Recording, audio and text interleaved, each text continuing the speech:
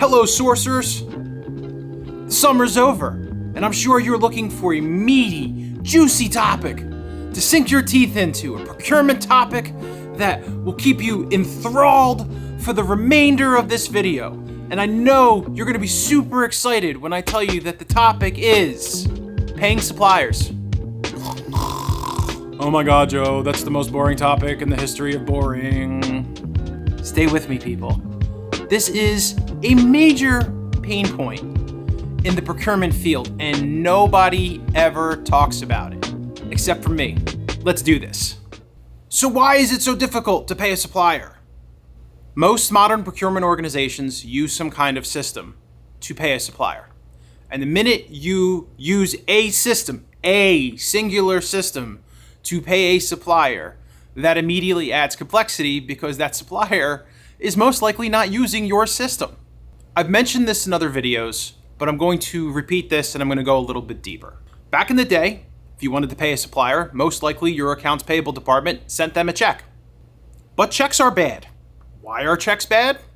They get lost in the mail. You can't track them. You don't know if they got lost or if the supplier said they didn't get it. Paper, post office, mail, bad.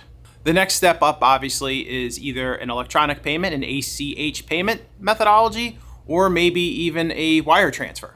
Wire transfers cost money. They're secure, they're good, but they cost money for both sides, and why would you want to pay money on every single payment transaction? That's not a great long-term enterprise solution. An ACH is a good solution, but that requires having to constantly collect and maintain banking information. And you may not think that that's a big deal. And because you don't think it's a big deal, most other companies don't think it's a big deal. And that information tends to get lost or not communicated.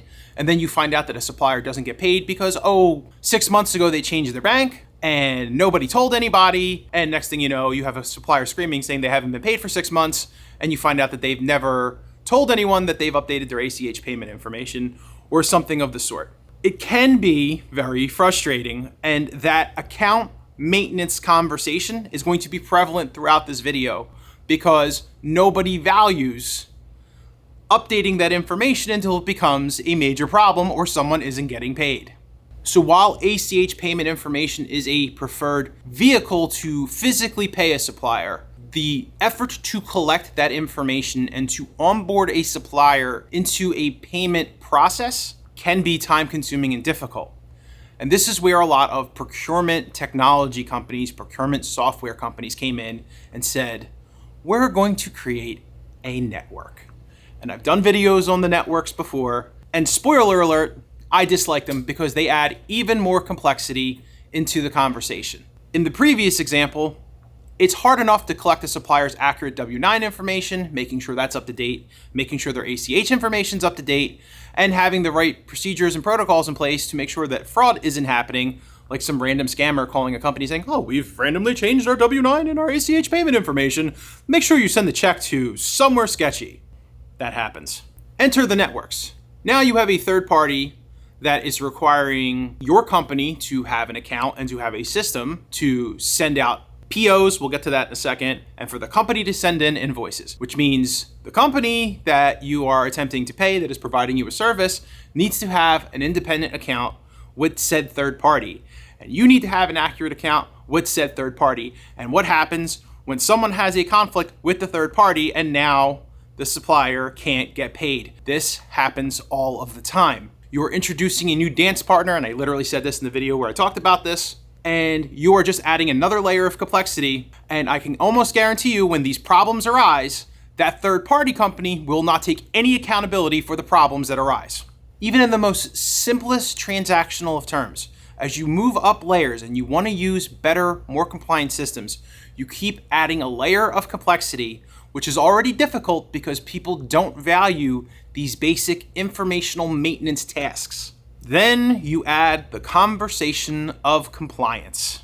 Let me ask you a virtual question, and you'll have to play along and nod if this is resonating with you. How many of you work for companies that say they have a compliant payment system, and that level of compliance is when an invoice comes in, it goes to some level of executive or manager that has the appropriate level of signature authority or payment authority, and they approve an invoice. So it may scale up. The higher the invoice, it goes to a higher level person in the organization. But that is, quote unquote, your compliance methodology. Someone is reviewing an invoice before it gets paid, and then it gets paid. That is not a high level of compliance, and that's what a lot of companies do. You have some basic AP system. It might be Oracle. Oracle is a very popular solution. The invoice comes into Oracle. It kicks off a workflow. Somebody reviews it. They approve it. It gets paid. That's actually really not very compliant at all. When you initially do a deal with a supplier and you sign a contract, you should be writing an executive summary. You should be writing some kind of compliance control that says, I'm going to spend X amount of dollars with this supplier over X amount of years or X amount of months. And if you don't have a system that is consistently tracking how much you're paying against that contract to see if you are actually keeping to your budget, that's not compliant. So even though you may be validating the invoice before it goes out, if you're not checking it against your overall budget or your overall strategy of when you committed to that account, you have a problem. And this is a major problem with most companies that I talk to. They may have the compliance before the check goes out the door, but they're not doing long-term compliance against when they signed the contract and how much they budgeted. To say this in basic terms, money's leaking out the door. If you've committed to, let's say it's $1 million a month, it's $12 million contract a year, and those invoices creeped up for a variety of reasons, and now you are spending more than $12 million a year, and let's say that those little increases are coming in smaller invoices, you may not be seeing the entire picture of how the supplier is raising costs. And you may not be seeing the trend. And because it's going, maybe it's a different bill, maybe it's a smaller bill, and it's going to a lower level person in the organization, you're now obfuscating the total commitment and the total size of the relationship. And that's a problem. And most companies don't do this. They don't have a methodology, or they choose not to use a methodology where there is a container of cost, and when you exceed that container, now there is an exception process to ask for more money, because you're just paying the invoice every month, and that invoice is clearing someone's approval levels. And this is where the purchase order enters the conversation. I can't tell you how many companies use a purchase order as a holistic bucket of spend with one supplier. So let's say you're spending money with Google. People will just keep adding money into one purchase order for Google, no matter how many contracts you have. So now it's just one bucket of money that's going out the door and paying the supplier, but you have no idea how it traces back to each individual contract. That is a nightmare. It is a nightmare because you have no idea how much you spent against the contract and against what contract and how much should be put on a compliant payment vehicle in the future. And I can assure you that no one will take accountability for that, because you are dealing with multiple departments, multiple contracts, and everyone's gonna point fingers at each other and be like, I don't know what to do. And your suppliers are just gonna say, hey man, I provided you the service, everything's hunky-dory on our side, we just wanna get paid. And they're not wrong. So because this is a boring topic, and because it involves procurement departments and accounts payable departments, and then the business units that are consuming the products, everyone is likely to point a finger and not take a strong accountability for making sure the supplier gets paid and making sure it ties back to the contract that you're originally consuming from. And in a lot of these cases, especially for smaller companies, either it's your company is small or the supplier is small, a lot of times you're doing transactions on credit cards, which again is not particularly good, because for the supplier that you are consuming the services from, they love it because they're getting paid immediately, right? When you're doing that credit card transaction, that's an immediate pay situation, and they love it. It's instantaneous. But for the company that is paying, for the company that is consuming the product, that's not good strategy. You might get a little bit of a delay with a credit card, right? Because you're doing a net 30, but for the most part, you should be negotiating longer payment terms. So a credit card at a 30-day payment cycle is not good business. You can hold that cash probably for 60 or 90 days. You may be able to work out a situation with a supplier where they delay invoice, but they're probably not going to do that right anyway. And then they're going to submit the credit card transaction, they're going to get paid, and you're going to be chasing after that constantly. So I've done a lovely job of queuing up a problem. What's the solution? let's go back to the purchase order. When you are buying anything with a company, most people know that there's going to be a contract involved, which is great. But that contract should have a sister document, a sister purchase order. Some companies use things called term sheets, and it has a lot of names. But again, what you want is a compliant payment vehicle that is associated with the contract. And it goes beyond just association with the contract. It should be a one-for-one relationship. Every contract should really have a purchase order. They should match. And any time when you amend the contract and you add more expenditure against that original document, you should cut a new purchase order. Take my advice. Do not add more money to the original purchase order. Let that thing run out and consistently amend and have a new line item for the new cost with a new purchase order. There are other technologies, things like term sheets. You can add a line item into the term sheet, but whatever you are doing, make sure that you have a one-to-one relationship.